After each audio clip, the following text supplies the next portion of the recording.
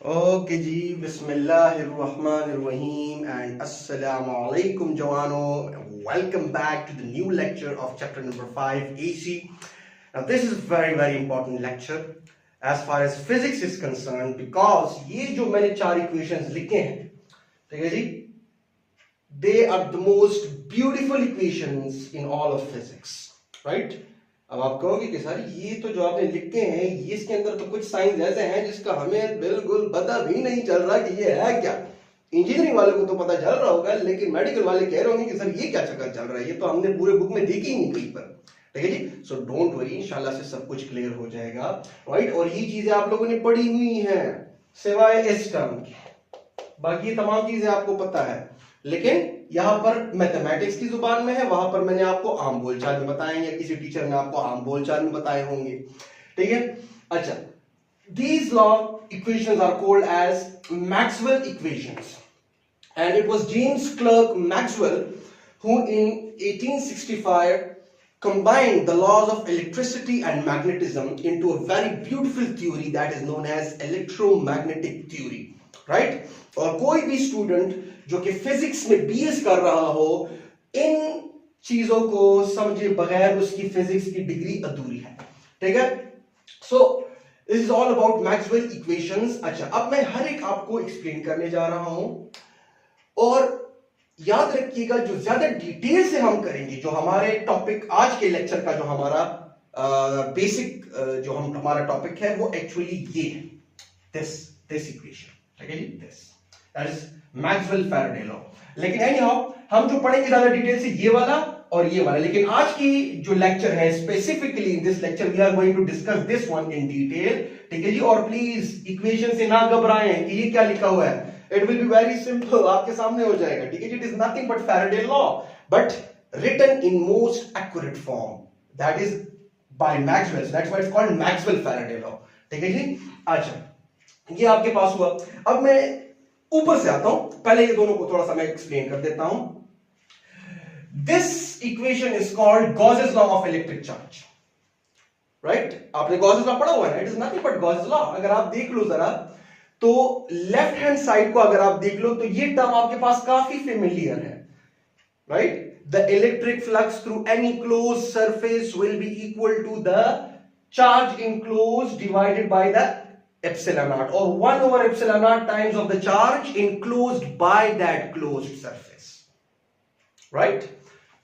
तो इस साइड पे क्या था, फ्लक्स था ना, तो this is nothing but flux. ठीक है जी. But written in the mathematical way. अच्छा, ये जो इस तरह का साइन है, ये जो आपको नजर आ रहा है, ये वाला, ठीक है जी, दिस इज कॉल्ड इंटीग्रल. ठीक है जी. और जब यहां पर s लिखा हो तो समझ लेना it is a surface integral. ठीक है जी. सरफेस की इंटीग्रेशन आपने की हुई है. फॉर एग्जांपल अगर मेरे पास कोई भी गोल ऑब्जेक्ट है, कोई गोल, तो हर एक उस गोल ऑब्जेक्ट के ऊपर, अगर आपको याद है हमने इस तरह से स्मॉल हिस्सों में डिवाइड किया था. ठीक है जी. गॉसेस लॉ की डेरिवेशन अगर आपको याद हो तो ये उसके सरफेस के ऊपर बॉल आप इमेजिन करो ना, दरमियान में चार्ज क्यों है, प्लस चार्ज इनक्लोज्ड, राइट. और दरमियान में कोई भी आपके पास जो है मीडियम हो सकता है. फिलहाल मैंने फ्री स्पेस लिया हुआ है. तो अगर आप लोगों को याद हो हमने स्मॉल से टुकड़ों में तकसीम किया था और फिर हमने तमाम टुकड़ों के थ्रू निकलने वाले इलेक्ट्रिक फील्ड को ऐड किया हुआ था और वो तमाम इलेक्ट्रिक फील्ड्स को ऐड करने के बाद हमारे पास टोटल फ्लक्स आ गया था through the small patches, right. तो integral is nothing but almost equivalent to that summation जो आपने लिया था. Summation of what, E dot this area. तो वहां पर क्या था, E into what, this area. S is actually a small portion of this area ना, this is ds. तो वहां पर हम क्या कह देते थे, स्मॉल डेल्टा a कह देते थे. यहां पर आप हम ds कह रहे हैं. So this is actually what, exactly equal to this thing. Not exactly, ये बात कहना गलत होगी. ठीक है जी. बल्कि थोड़ा सा मैं ऐसे कर देता हूं ना कि आपको समेशन और इंटीग्रल के दरमियान बड़ा वाज़ेह फर्क आपके सामने कर देता हूं. दोनों का काम एक ही है, दोनों का काम एक ही है, दोनों का काम एडिशन का ही है. सही जी. चीजों को ऐड करना into a whole large thing. ठीक है जी. लेकिन थोड़ा सा फर्क है. फर्क ये है कि अगर यहां पर मैं ये वाला यूज करूं तो ज्यादा एक्यूरेट होगा, राइट. लेकिन आप लोगों के लेवल पे आपके लिए ये यूज किया जाता है बिकॉज आपको उसकी समझ नहीं है और इसको हम कह देते हैं सिंपल कि आप ऐड करो, समेशन. ठीक है जी. अच्छा, तो फर्क क्या है दोनों में, थोड़ा सा फर्क वाज़ेह कर देता हूं। फर्क कुछ इस तरह से है। फॉर एग्जाम्पल मैं सादा अल्फाज में कह देता हूं कि आप यहां से लेकर यहां तक जा रहे हो, ठीक है जी। अब यहां से लेकर यहां तक आप दो तरीकों से जा सकते हो, या तो आप इस तरह कर लो कि बिल्कुल डिस्क्रीट स्टेप्स में चले जाओ, like this, right, where this is 1 2 3। So कितने स्टेप्स आपने कवर किए, 3। So it will be step 1 plus step 2 plus step 3. So this is kind of like a summation. So summation is actually the sum of discrete values. Sum of discrete values. ठीक है जी, discrete मतलब 1 या फिर 2 या फिर 3. This is called discrete. और अब अगर मैं यही रास्ता कवर करूं लेकिन ऐसे कवर करूं, देखते जाए जरा, लाइक इनफिनिट में। मैं थोड़ा सा जूम करके आपको बता देता हूं ताकि आपको थोड़ा सा क्लियर हो जाए, ठीक है जी। हाँ एक मिनट,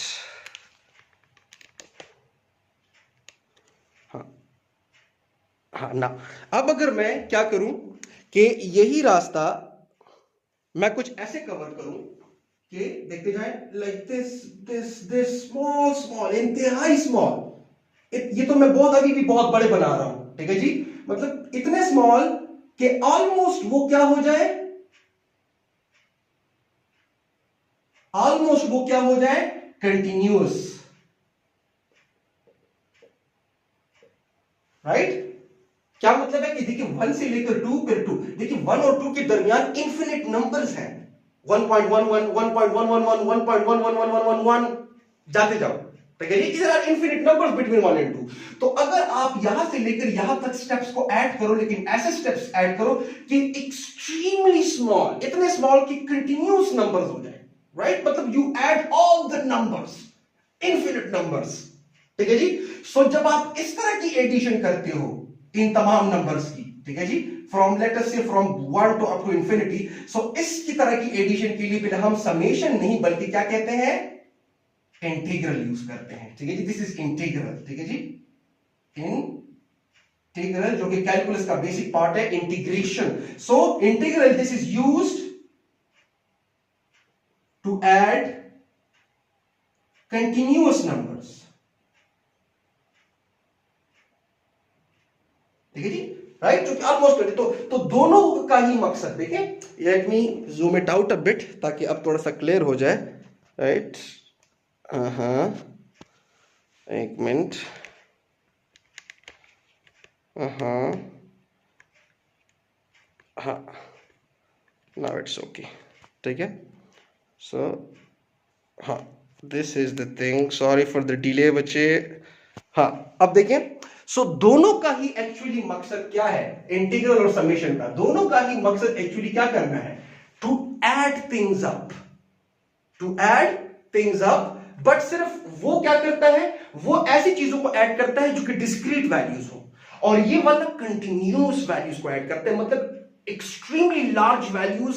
और एक्सट्रीमली लार्ज वैल्यूज का क्या मतलब है, इंतहाई स्मॉल ऐड करता जा रहा है, फ्रॉम 0 टू इंफिनिटी या from minus infinity two plus infinity, ठीक है जी।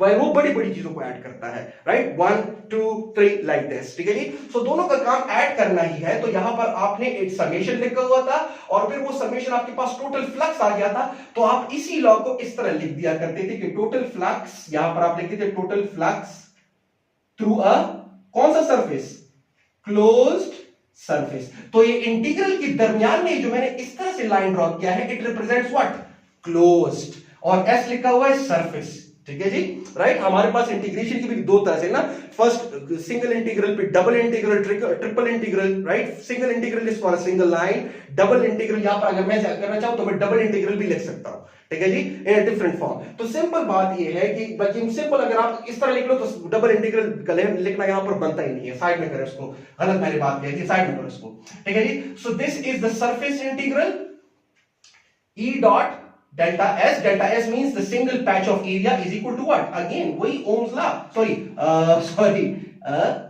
क्या कहते हैं, Gauss's law, that is the charge enclosed divided by the permittivity of free space. So the total flux through a closed surface is equal to 1 over epsilon naught times of the charge enclosed.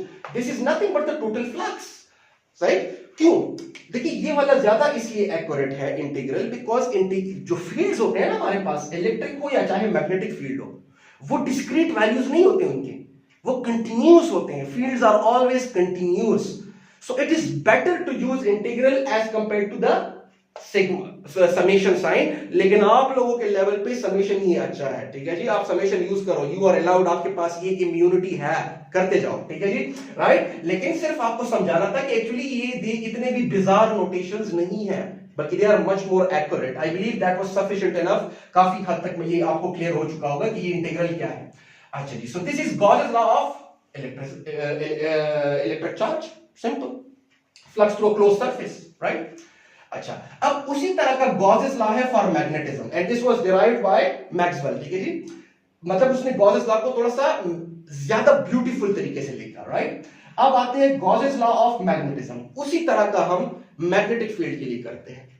अब हमें पता है कि जब हम यहां पर electric charge रखें तो चार्ज से फील्ड जो है वो इस तरफ क्या करता है, उस जिस सरफेस के अंदर वो चार्ज पड़ा हुआ है, तो फील्ड लाइंस उस सरफेस के थ्रू क्या करते हैं, दे पीस्ड आउट, उससे बिल्कुल इस तरह निकलते हैं उसके through, right. So there is flux through there is some net flux through that close surface. कौन सा flux? Electric flux.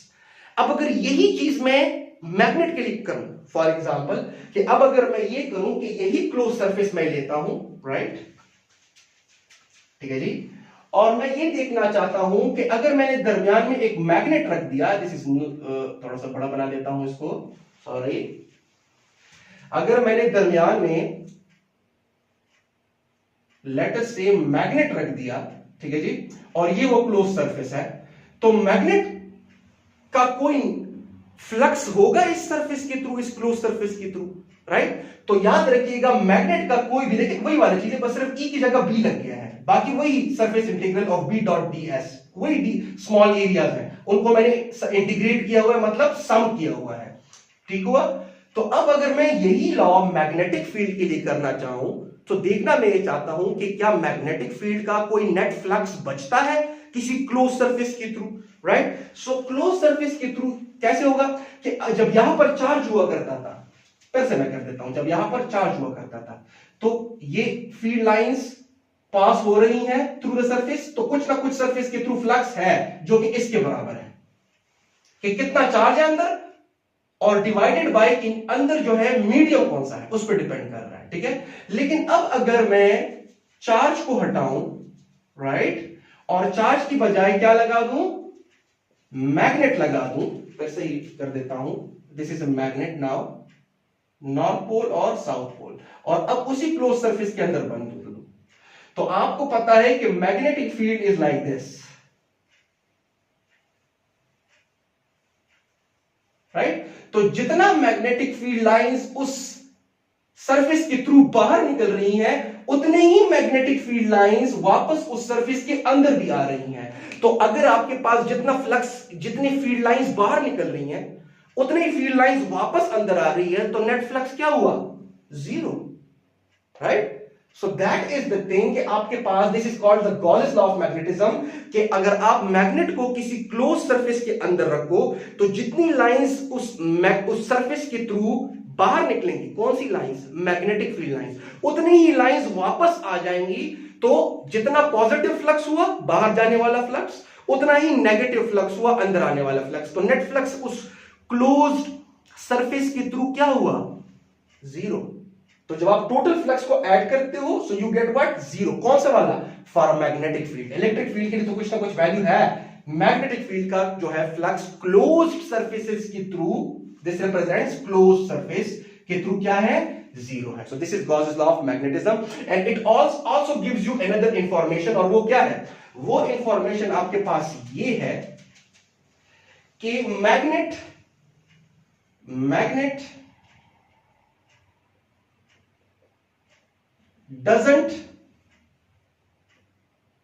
does not possess monopole, ठीक है जी. ये आपको डायरेक्टली ये इंफॉर्मेशन देता है।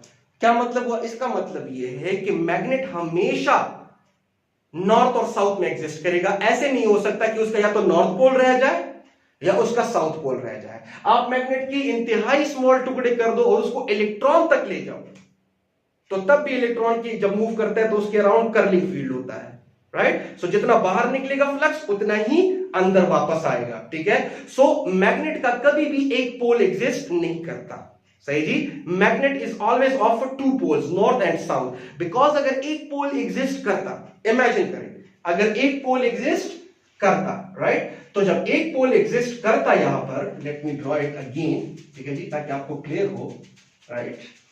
यहां पर मुझे थोड़ी सी स्पेस छोड़नी चाहिए थी, लेकिन एनी हाउ अगर एक पोल एग्जिस्ट करता, लेट अस से ये नॉर्थ पोल सिर्फ एग्जिस्ट कर रहा है, तो और ये क्लोज सरफेस है, तो जाहिर सी बात है नॉर्थ पोल से तो लाइंस निकलती हैं,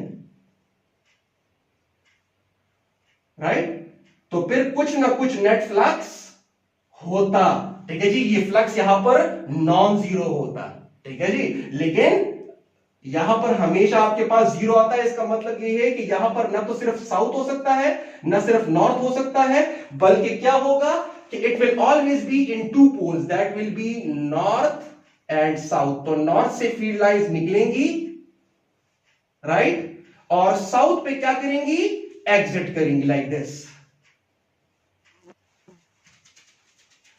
ठीक हुआ, थोड़ा सा मैसी हो गया है, लेकिन any how you got the idea कि नॉर्थ से फील्ड लाइंस निकलेंगी और साउथ पे एग्जिट करेंगी, और जितनी फील्ड लाइंस निकल रही हैं उतनी ही फील्ड लाइंस वापस आ रही है। सो अगर पॉजिटिव फ्लक्स ये है तो ये नेगेटिव फ्लक्स है, तो पॉजिटिव और नेगेटिव इक्वल इन मैग्नीट्यूड, तो आपके पास जीरो आ जाएगा, ठीक है जी। So net electric flux through a close surface, sorry, net magnetic flux through a close surface is always equal to zero.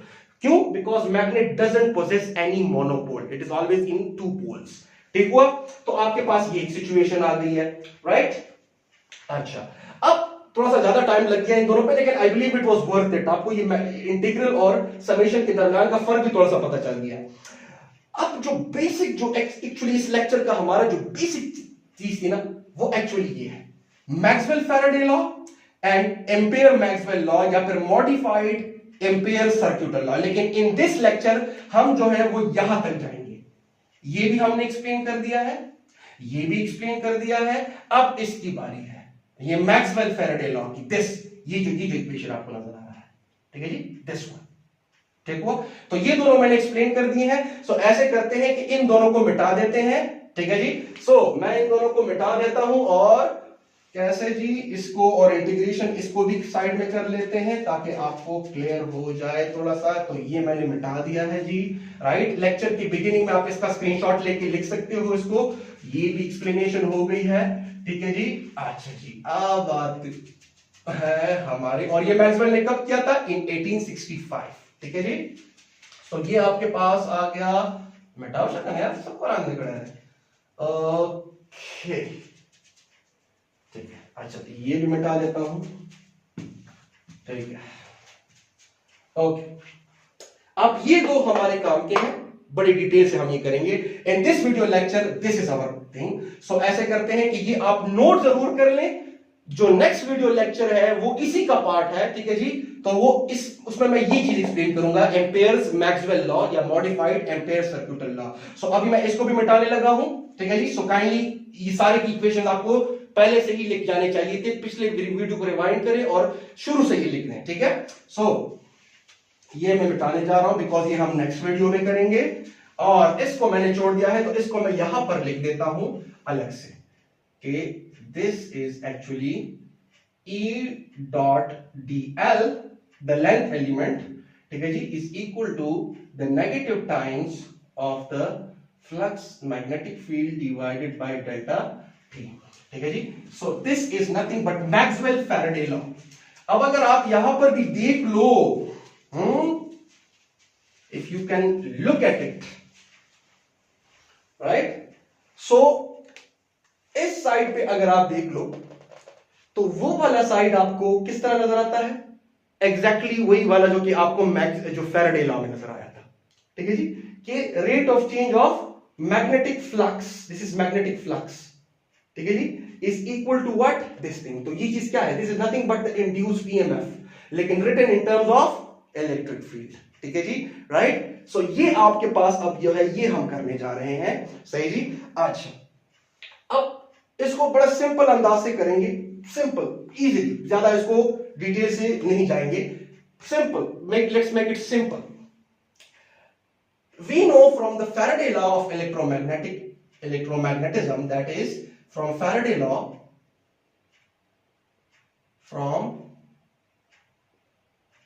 law that an EMF is induced whenever there is a rate of change of magnetic flux. यहां पर मैं small सा B लिख लेता हूं, थोड़ा सा इसको बड़ा लिख लेते हैं ताकि नजर आए आप लोगों को। So rate of change of magnetic flux, ठीक है जी।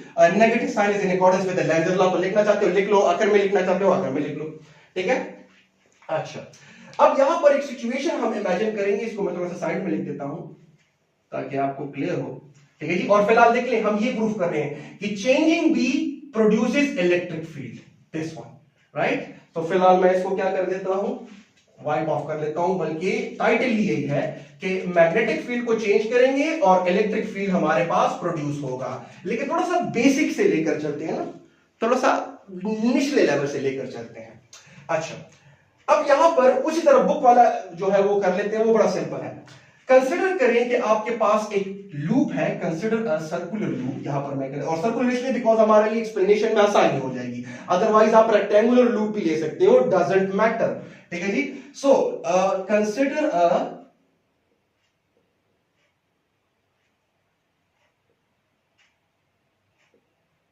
सर्कुलर लूप, ठीक है जी। अच्छा, यहां पर मैं वो कंसिडर कर लेता हूं, ये आपके पास है सर्कुलर लूप,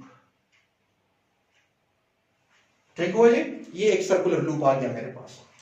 अब यहां पर ये कंडक्टर से बना हुआ है, so there are electrons, free charges. यहां पर थोड़ा सा मोटा बना देता हूं ताकि मुझे एक्सप्लेनेशन में आसानी हो। हाँ, नाउ दैट्स बेटर, ठीक है। सो ये आपके पास आ गए हैं इलेक्ट्रॉन्स, फ्री चार्जेस, ठीक है। अच्छा, अभी राइट नाउ ये इलेक्ट्रॉन्स जो है, हमें पता है कि कोई भी चीज स्टैटिक नहीं रहती, इलेक्ट्रॉन स्टैटिक नहीं है, they are randomly moving, vibration वगैरह, राइट, जो उनकी थर्मल एनर्जी है। लेकिन चार्जेस का इस लूप के अंदर कोई नेट फ्लो नहीं है, बिकॉज आपको यहां पर कोई भी ईएमएफ का सोर्स नजर नहीं आ रहा जो कि चार्जेस को पुश कर सके।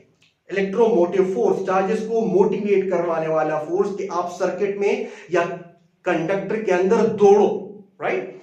अच्छा, अब फैराडे ये कहता है कि अगर हम यहां पर एक मैग्नेट लें, लेट अस से if this is a magnet north and south, right, तो जाहिर सी बात है कि this will be the magnetic field of it, right, इसके थ्रू ये नॉर्थ पोल है, राइट, और साउथ पोल के ऊपर वापस आएंगे ना, ठीक है जी, राइट, इस तरह। सो ये आपके पास मैग्नेटिक फील्ड है through the area of the loop, right, इस तरह से लूप है, इमेजिन करें लाइक दिस।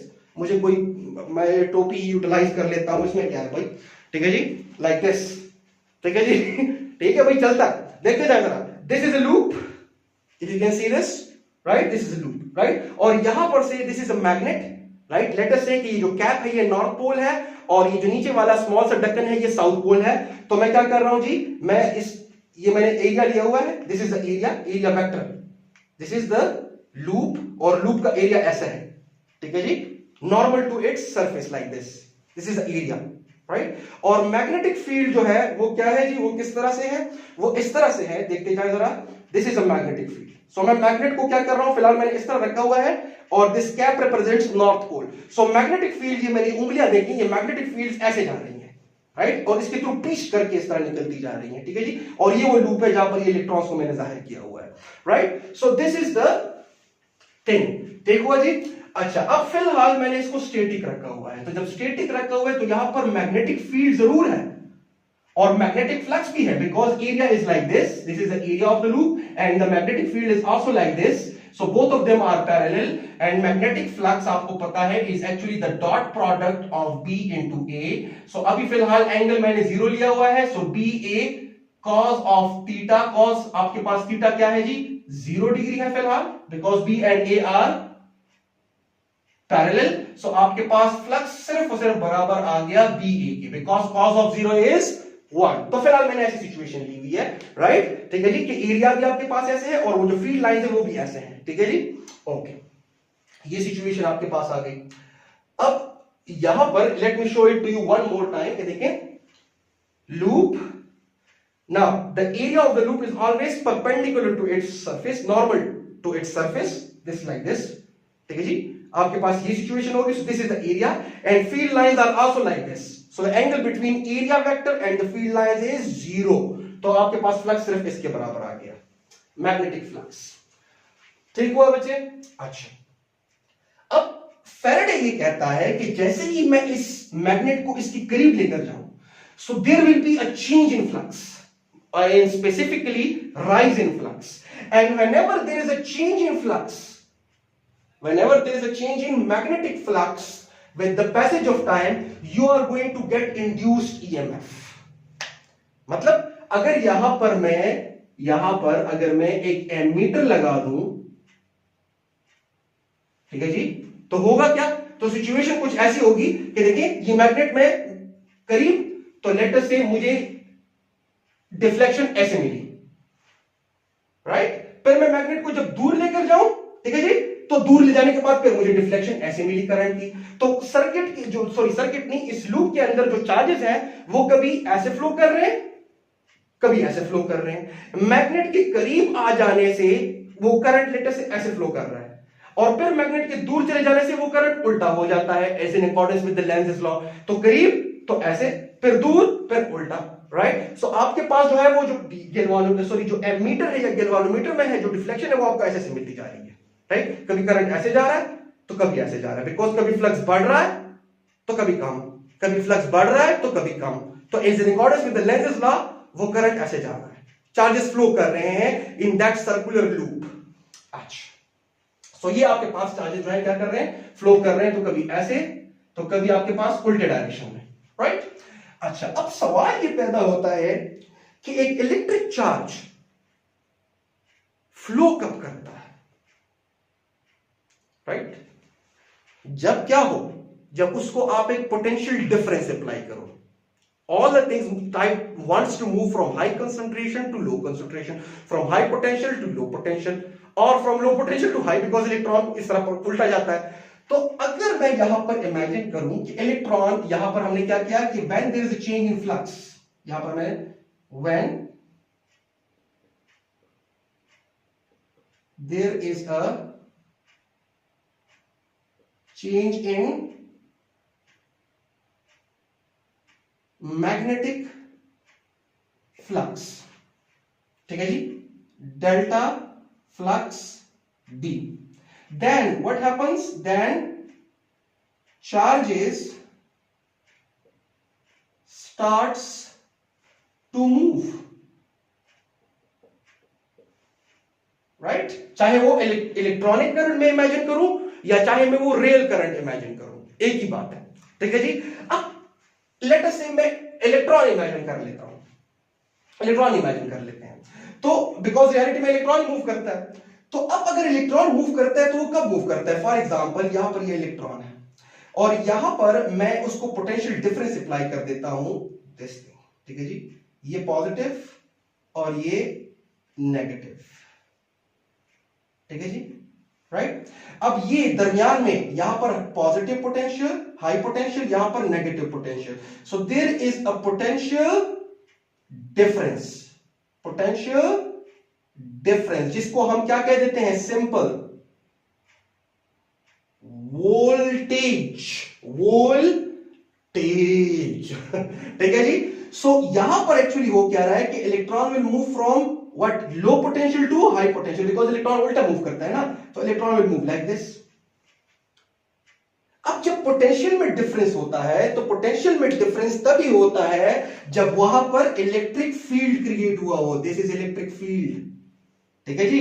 इसका मतलब ये हुआ कि जब चेंज इन फ्लक्स आया तो चेंज इन फ्लक्स की वजह से जब चार्जेस मूव हुए तो चार्जेस मूव तभी होते हैं जब क्या क्रिएट हुआ हो, पोटेंशियल डिफरेंस। और पोटेंशियल डिफरेंस जब क्रिएट हो जाए इसका मतलब यह है कि लूप के अंदर आपने इलेक्ट्रिक फील्ड को एस्टेब्लिश कर रखा है।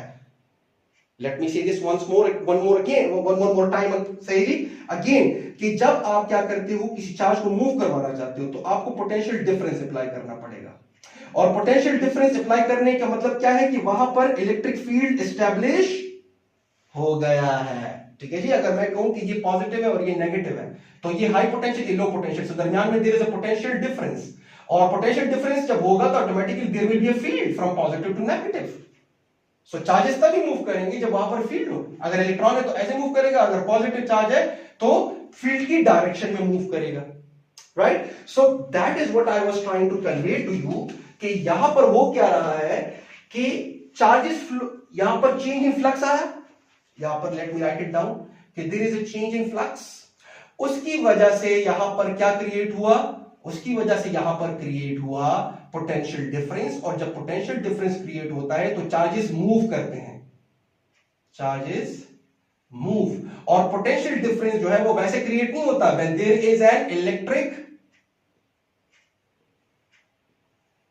फील्ड, ठीक है जी। और पोटेंशियल डिफरेंस को कौन क्रिएट करवाता है, there is an EMF, charges को मोटिवेट करवाने वाला फोर्स, ठीक है जी। So that is this EMF, induced EMF. तो इंड्यूस्ड ईएमएफ पोटेंशियल में डिफरेंस क्रिएट करवाता है और लूप के अंदर एक इलेक्ट्रिक फील्ड एस्टेब्लिश हो जाता है। तो क्या मैं ये नहीं कह सकता कि changing the magnetic field has created an electric field inside the loop, और उस इलेक्ट्रिक फील्ड की वजह से चार्जेस क्या करने लगे हैं, मूव करने लगे हैं, right. That is the thing that was conveyed by Maxwell। अब इसको थोड़ा सा प्रूव करते हैं, इस सिचुएशन में लेकर आते हैं। अच्छा, अब कैसे लेकर आते हैं देखते हैं जरा यहां पर।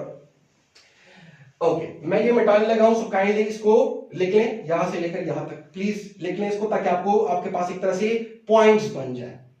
आई बिलीव आप लोगों ने लिख लिया होगा। Okay,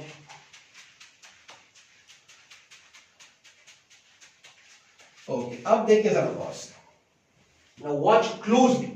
Let me call this equation number 1. This is the induced EMF, and according to the basic definition, from the basic definition also, the EMF is nothing but work done per unit charge. This is the basic definition. EMF अगर induce है चाहे जो भी है, ये definition उसमें भी लगेगी, बिकॉज ये तो बेसिक डेफिनेशन है। अच्छा, अब वर्क डन हमेशा, वर्क डन किस पे हो रहा है, चार्जेस पे, कि आप फ्लो करो। ये जो चार्जेस आपको नजर आ रहे हैं इन पे वर्क डन हो रहा है सर्किट के अंदर, कि आप क्या करो, आप फ्लो करो, right. Now work done is always equal to what, F dot D, the dot product of force and displacement. जो फोर्स लगा है मल्टीप्लाई बाय दैट डिस्प्लेसमेंट। अब यहां पर मैं एक इलेक्ट्रॉन ले रहा हूं, फॉर एग्जांपल इसके अंदर ये यहां से लेकर यहां तक जो पोर्शन है ये मैं इमेजिन कर रहा हूं यहां पर, तो इलेक्ट्रॉन पे फोर्स जो है वो ऐसे लग रहा है और वो डिस्प्लेसमेंट भी ऐसे ही कवर कर रहा है। Late me call it a small length delta L, फिर आखिर में समेशन हम कर देंगे, राइट। तो ये आपके पास क्या है, या डेल्टा डी, तो सिंपल ये आपके पास डेल्टा डी हो गया, ठीक है जी। तो डेल्टा डी लिख लेते हैं,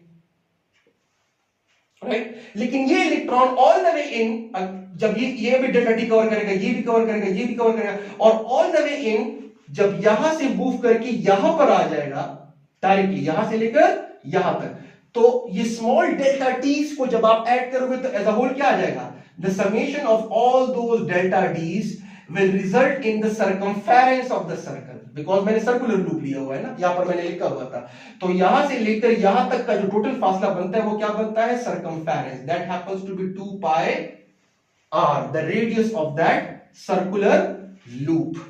ठीक हुआ बच्चे। सो यहां पर अब आप क्या लिख सकते हो, एंगल तो वैसे ही दोनों के दरमियान अगर आप देख लो तो डिस्प्लेसमेंट भी ऐसे है और फोर्स भी ऐसे है, सो एंगल इज 0 डिग्री। सो इसको अगर मैं मजीद लिखना चाहूं तो the induced EMF is equal to F, right, and the summation of delta D, तो अब मैं सिंपल क्या कह देता हूं, D कह देता हूं, and cos of 0 degree which happens to be 1 divided by the charge, so the EMF is actually equal to the F into D divided by Q, where delta d is actually equal to the summation of the whole d, where whole d is actually equal to 2 pi r, यहां से लेकर all the way इन यहां तक। ठीक हुआ जी। अच्छा, ये आपके पास सिचुएशन आ गई है। तो इसका मतलब है कि instead of writing d I can write 2 pi r। अच्छा, और ये कौन सा फोर्स है जो कि लग रहा है? ये फोर्स जो लग रहा है, this is an electric force because electric field established हुआ है ना। So instead of writing F, I am going to write E is equal to force per unit charge. So force is supposed to be equal to E into Q. So instead of writing F like this, I am going to write induced EMF is equal to E into Q, right? Into 2 pi R, ठीक है जी, divided by Q, ठीक है जी। देख लेता हूं कि नजर भी आ रहा है कि नहीं। बिल्कुल नजर आ रहा है, ठीक है जी, राइट। सो यहां तक हम पहुंच गए हैं, ठीक है। तो Q और Q कैंसिल हुआ, right, and I am left with what? I am left with this thing. मैं इसको थोड़ा सा मिटा देता हूं, काइंडली ये लिख लें यहां तक आप लोग लिख लो। हाँ, ये मैं मिटा देता हूं, ये चूंकि हो गया। तो काइंडली आप ये सिचुएशन नोट कर लो वीडियो को पॉज करके। आई बिलीव नोट कर लिया होगा, ठीक है। सो ये इधर मैं आ जाता हूं, ठीक है जी। अब यहां पर से मैं सिचुएशन स्टार्ट कर लेता हूं, राइट। सो आपके पास जो ईएमएफ आ गया है, राइट, ये इंड्यूस्ड ईएमएफ, ये बराबर हो गया है E into 2 pi r. Let me call it equation number 2। ठीक हुआ जी। अच्छा, अब जो ईएमएफ इंड्यूस्ड है, राइट, वो according to Faraday law of electromagnetic induction इसके बराबर है। और जो हमारे पास बेसिक डेफिनेशन से situation I in close loop के लिए, वो इसके बराबर है। So let us compare the two. So from 1 and 2 we are left with के E into 2 pi r, right, is equal to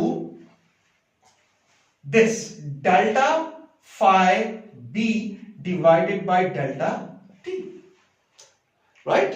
अब ये इलेक्ट्रिक फील्ड तो थ्रू आउट द लूप जो है वो एक कांस्टेंट इलेक्ट्रिक फील्ड एस्टेब्लिश हुआ है ना यहां पर, और ये 2 पाई आर आपके पास आ गया है, राइट। या अगर कांस्टेंट ना भी हो, चेंज हो रहा है तो तब भी ठीक है, कोई मसला नहीं है। अब 2 पाई आर को मैं क्या कह सकता हूं? The length of the whole circle, the length of the whole circle. और जो आपने वो जो स्मॉल डीज ऐड किए थे ना, देखिए this is small D, this is one another D, another D, another D, ये जो स्मॉल पैचेस में आपने डिवाइड किया हुआ है यहां पर, राइट। तो इन तमाम स्मॉल पैचेस को जब आप ऐड करते हो तो या तो समेशन लो उसका, या अगर बड़े ही स्मॉल आपने ऐड किए हैं, जो कि होना चाहिए small, because electric field is continuous, right, हर एक वैल्यू काउंट करना पड़ता है, तो फिर इंटीग्रल लो। तो आपके पास ये क्या हुआ? This is nothing but dl, ठीक है जी, dl, and this is E, और आपने इंटीग्रेट कर दिया ओवर दैट होल लूप, ठीक है जी। This is what? Circular loop, into what is equal to delta phi b divided by delta t। और अगर उधर से नेगेटिव साइन आ रहा है तो इधर भी नेगेटिव साइन आ जाएगा। सो this is the same thing, right. ये आपके पास जो आ रहा है, मुझे ये इसके साथ आपको थोड़ा सा कंफर्टेबल बनाना था। अच्छा, अब आपकी बुक की एक्सप्लेनेशन पर आ जाते हैं। तो बुक में क्या किया गया है? तो सिंपल उन्होंने ये लिखा हुआ है कि इस स्टेप के बाद उन्होंने ये किया हुआ है कि देखिए E is actually equal to what?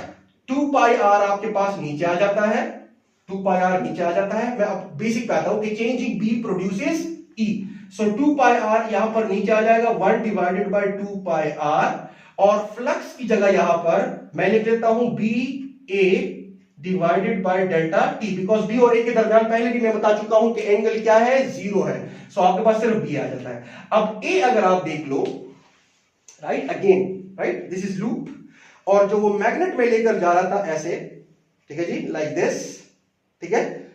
तो वो मैग्नेटिक फील्ड लाइन यहां पर बढ़ रही थी, फिर कम, फिर बढ़ रही थी, फिर कम। क्या लूप का एरिया चेंज हो रहा है? लूप का एरिया चेंज नहीं हो रहा। तो जब एरिया चेंज नहीं हो रहा तो उस एरिया को इस चेंज से क्या कर लें? बाहर निकाल लें। तो इधर से मिटा करके मैं इधर लिख देता हूं, ठीक है जी। और चेंज अगर कोई चीज हो रही है तो वो सिर्फ और सिर्फ मैग्नेटिक फील्ड चेंज हो रहा है थ्रू द लूप, बिकॉज मैं मैग्नेट को कभी करीब लेकर जा रहा हूं, कभी दूर। तो फील्ड लाइंस कभी ज्यादा कभी कम, कभी ज्यादा कभी कम, लेकिन एरिया कांस्टेंट है। तो अगर आप देख लो यहां पर, change in magnetic field with the passage of time is actually creating what? Electric field. This is electric field. A भी कांस्टेंट है उस लूप का, और 2 पाई आर जो कि सर्कमफेरेंस है वो भी कांस्टेंट है, बिकॉज हम लूप को बड़ा ना तो बड़ा कर रहे हैं ना छोटा कर रहे हैं। ठीक हुआ बच्चे? सो this is all about the what, this is all about the the Maxwell equation, the Maxwell Faraday law, that is this one। ठीक है जी? तो ये एक्चुअली यही चीज है, लेकिन थोड़ा सा ज्यादा मैथमेटिकल वे में लिखा गया है। ठीक है जी? So this is nothing but an induced EMF जो आपको नजर आ रहा है यहां पर। ठीक है जी? So this is the thing के द फैराडे लॉ का आपको जो थर्ड लॉ है, तो इसके साथ आपने घबराना नहीं, this is nothing but addition. ठीक हुआ बच्चे? और ये आपकी बुक में ऐसे लिखा गया है कि change in magnetic field produces electric field, right? Changing भी produces electric field. Now this is the end of the lecture. I believe आपको काफी हद तक क्लियर हो चुका होगा। ठीक है जी? और in the next lecture we are going to do the opposite of it. Change in B produces E, अब उल्टा करेंगे, change in E produces B. आप इलेक्ट्रिक फील्ड में चेंज लेकर आएंगे और आप देखोगे कि मैग्नेटिक फील्ड क्रिएट होगा। ठीक है? That will be Ampere's circuital law. ठीक हुआ जी? और then after that we will establish the platform for understanding electromagnetic waves। ठीक है जी? So that's the end of the lecture। ठीक है जी? और इंशाल्लाह से see you in the next lecture। So अस्सलाम वालेकुम।